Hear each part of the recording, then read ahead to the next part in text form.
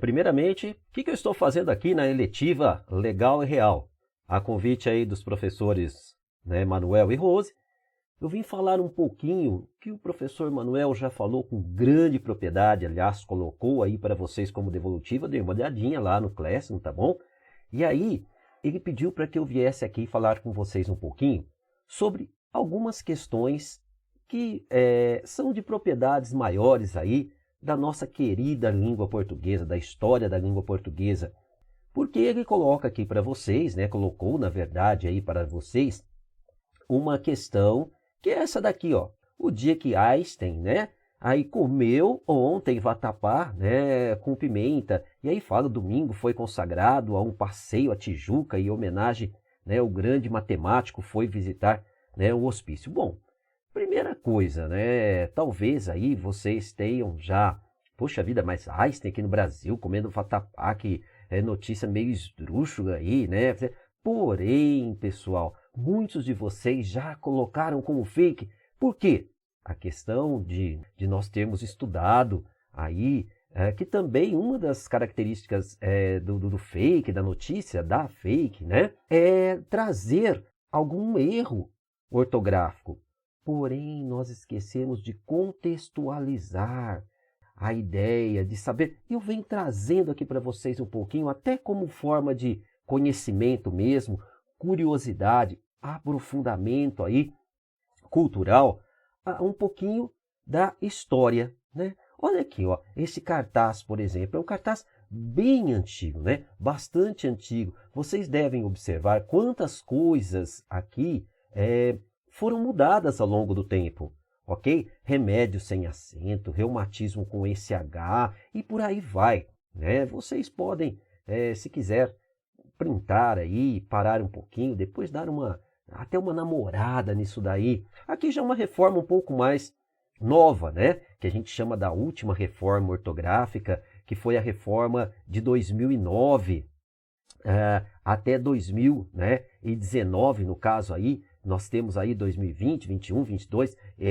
Aqui eu peguei um printzinho de 2019, mas aqui eu poderia colocar 2020, 21, 22 e sabe-se Deus até, né, quando nós vamos ter essa reforma em vigor. Vamos chamar da última reforma, ok? Então, algumas coisinhas que vocês já se acostumaram até, né? A ausência aqui de alguns acentos, né? De algumas questões de hífen. Mas, professor Celso, aí, nos conte um pouquinho da história dessas reformas, da história da língua portuguesa. Então, eu trouxe aqui, de maneira bem rápida, não quero pegar muito tempo aí, da eletiva do professor Manuel e da professora Rose aí, para não atrapalhá-los, tá bom?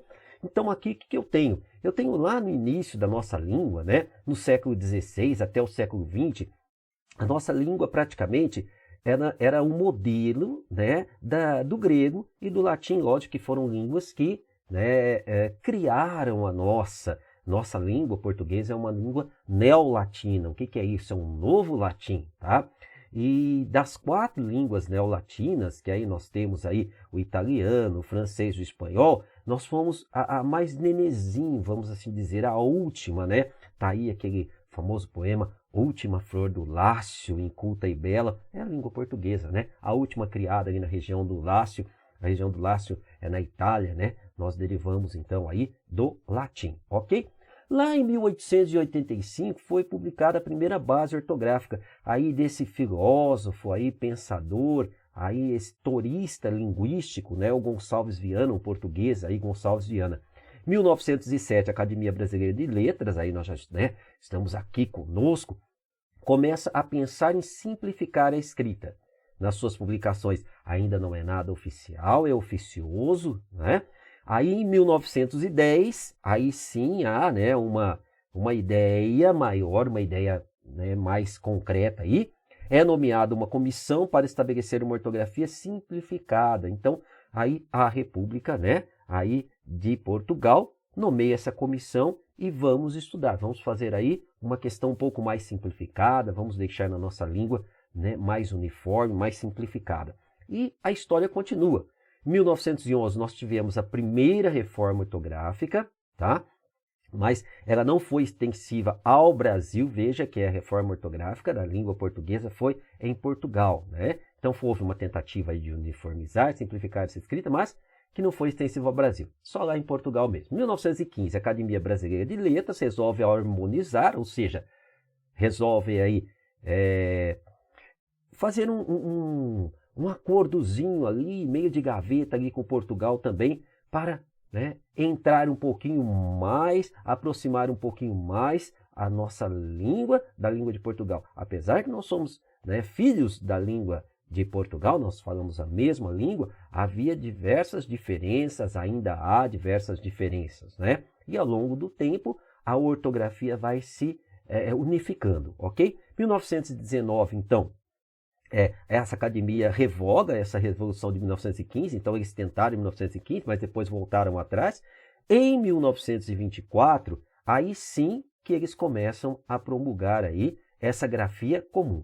Então eles buscam aí tanto a Academia Brasileira de Letras como a Academia de Ciências de Lisboa, que cuida disso daí, tá? E em 1929, tá, há uma alteração nessas regras. Então a Academia Brasileira de Letras aproxima-se cada vez mais aí do português de Portugal, tá? Do acordo gramático lá de Portugal. Em 1931 né, aprovado realmente o primeiro acordo entre o Brasil e Portugal. Então vejam bem, a nossa língua, quantos e quantos e quantos anos aí, né, para se chegar a um primeiro acordo em 1931, ok? Depois, em 38, são sanadas aí algumas dúvidas, as academias, né, tanto a de ciência como a brasileira de letras, elas continuam conversando entre si. Em 43 é redigido o formulário ortográfico, esse é o primeiro formulário ortográfico mesmo, aí a primeira convenção entre os dois países, ok? Em 45 há um novo acordo ortográfico, então torna-se lei em Portugal. Mas o que acontece nesse acordo ortográfico? Portugal já resolveu, né, mudar algumas coisas, haja vista aí o que estava acontecendo, mas, né, os brasileiros continuam com a sua. Ou seja, né, o Brasil não aceitou, não fez parte desse acordo ortográfico. Em 1971 foram promulgadas algumas alterações aqui no Brasil, tá bom? Aí para o quê? Dirimir, reduzir as diferenças aí entre as línguas.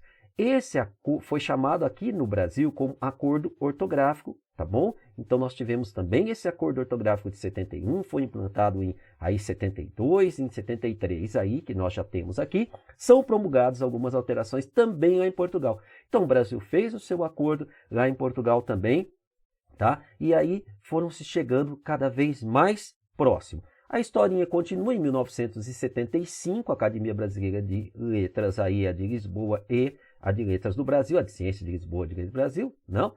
E o que é fazer? Eles elaboraram um projeto. Mas o que aconteceu? Esse acordo ali ficou meio na gaveta, porque não foi aprovado oficialmente, foi apenas uma ideia. Lá em 1986, com José Sarney, né? Aí o José Sarney fez o quê? Promoveu um encontro entre esses países aqui no Brasil. Esse encontro foi no Rio de Janeiro, né? Entre os países que falavam língua portuguesa, que falam língua portuguesa, inclusive Angola, Brasil, Cabo Verde, Guiné-Bissau, Moçambique, Portugal, São Tomé e Príncipe. Tudo bem?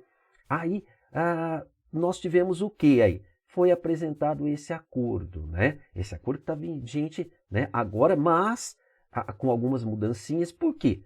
Porque apesar de todos estarem ali, terem aceitado esse acordo nunca chegou a ser oficializado, ou seja, assinado.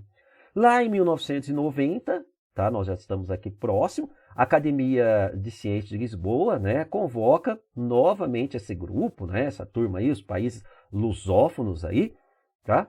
E as duas academias, tanto a do Brasil como a de Portugal, que são as mais fortes, né, são as maiores, né, em número de pessoas, etc., elabora uma base para um acordo ortográfico. Tá? Então, ó, esse acordo que nós temos aí, que foi promulgado em 2009, nós vamos chegar lá, ele vem lá de 1990, começou a ser pensado em 1990. Legal?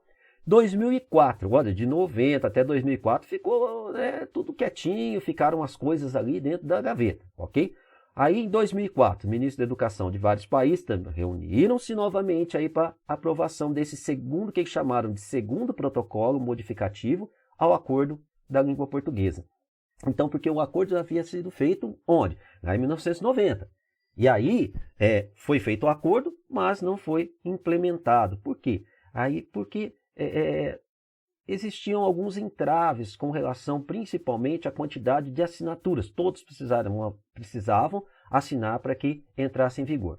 Em 2006, com essa mudança aí, né? Aí houve uma pequena mudança, tá? Que bastaria, pequena não, grande, porque eram 7 países, bastaria a assinatura de 3.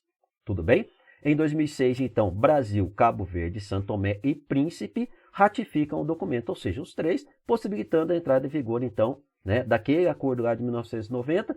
Em 2008, o acordo ortográfico de 1990 é aprovado também por Cabo Verde. Cabo Verde havia tido sua independência anos antes e foi aceito, né, na comunidade lusófona, então também assina aí São Tomé e Príncipe, Brasil e Portugal. Então aí nós temos, né, os 4 países e em 2009 entra em vigor esse acordo ortográfico. Então, o que acontece? Assim como a evolução da dança, da música, a língua também evolui, né, das construções e tudo.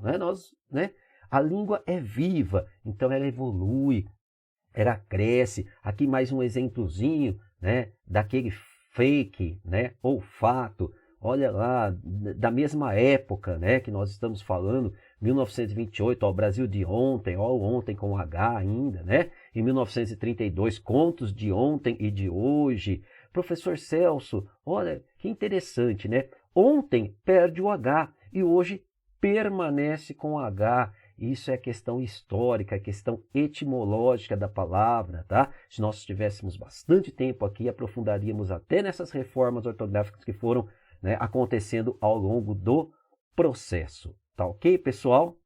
Creio que seja isso, então. Legal? Ou seja, o dia de Einstein aí. Comer vatapá, visitar hospício, é o quê? Fato. Contextualize sempre o texto, ok, gente? Toda a análise deve ser contextualizada. Lembre-se daquilo que o professor Celso já disse até o ano passado nas aulas presenciais, tá? Todo texto fora de contexto vira pretexto. Portanto, contextualize. Esse texto foi escrito há muitos anos e a ortografia era diferente. Ontem tinha H. Muito obrigado, Manuel. Muito obrigado, professora Rose. Grande abraço para vocês.